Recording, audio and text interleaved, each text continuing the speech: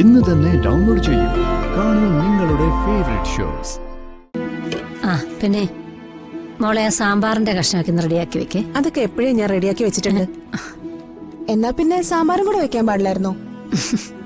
ദേ പെണ്ണെ, ഒരെണ്ണം അങ്ങ് തന്നാലുണ്ടല്ലോ. സാമ്പാറും കൂടി വെച്ചൂടായിരുന്നു.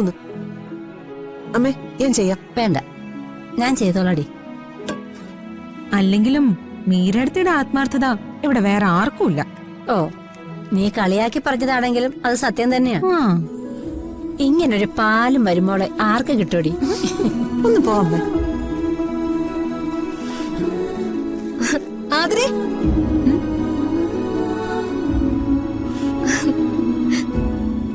ഇത് കണ്ടോ, നമ്മള് വൈറലായി. എവിടെ? എന്താടി? അയ്യോ, എന്താന്നോ പത്രത്തിലൊന്ന് നോക്ക്.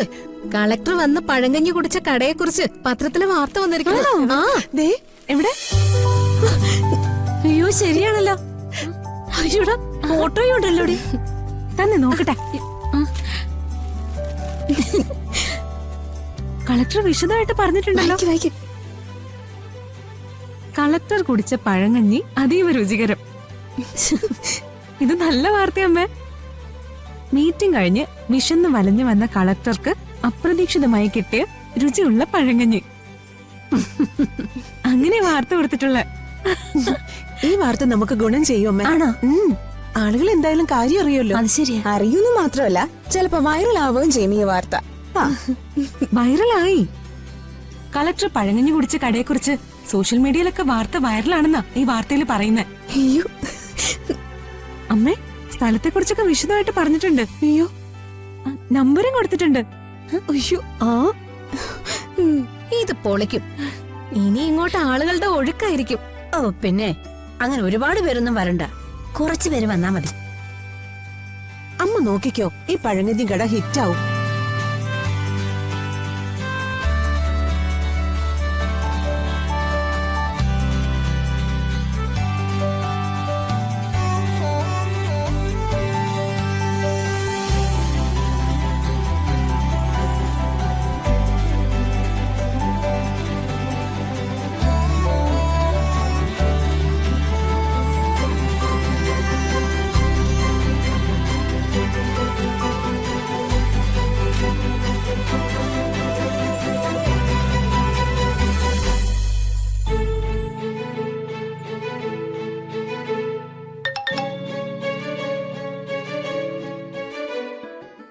ശരിക്കും വയ്യ ദൈവമേ.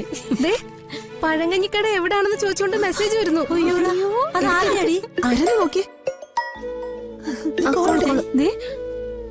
ഹലോ, ആരാ? പഴങ്കഞ്ഞിക്കടയോ? ആ, അതെ, അത് തന്നെയാ. വരാനുള്ള വഴിയോ? ആ, പറഞ്ഞുതരാവേ.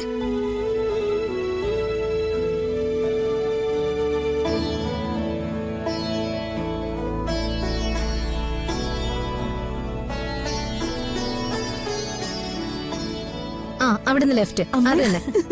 ഓക്കെ. എനിക്ക് വയ്യ. വീണ്ടും മെസ്സേജ്. അമ്മേ, പിന്നെ മെസ്സേജ് വരുന്നോ? പിന്നെയും